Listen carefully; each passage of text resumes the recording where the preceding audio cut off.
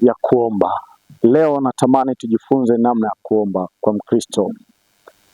Maombi yana namna yake, maombi yana lugha yake, na lugha hii ni lugha inayotokana na neno la Mungu. Kwa kuomba kunategemea uwepo wa neno la Mungu. Nazungumza na mtu ambaye ana shida, ana uhitaji, anafikiri namna gani naweza nikapata kufunguliwa. Eneo la kwanza ni lazima ujue shida yako iko wapi, udhaifu wako, the entrance point, wapi ambapo kuna shida.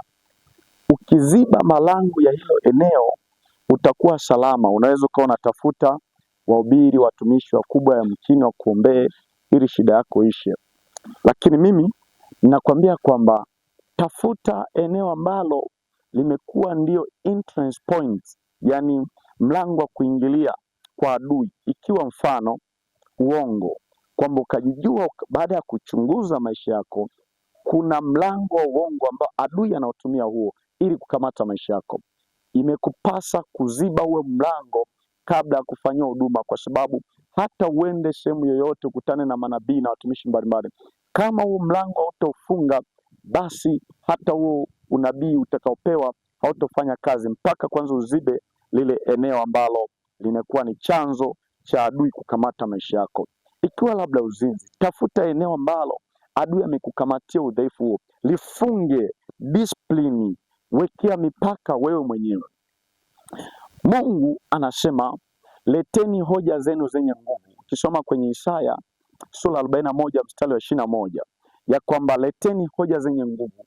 Unapokwenda mbele za Mungu, labda unaomba kupitia neno la Mungu, unasema Mungu umesema tulete hoja zenye nguvu. Hoja yangu ni hii hapa, udhaifu wangu ambako adui ndiko anapoingilia akutese kwenye maisha yako.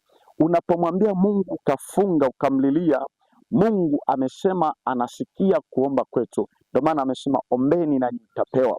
Akamwambia Yeremia, soma Yeremia 33 mstari wa 3, niite nami nitakuitikia, nitakuonyesha mambo makubwa na magumu sio yajua.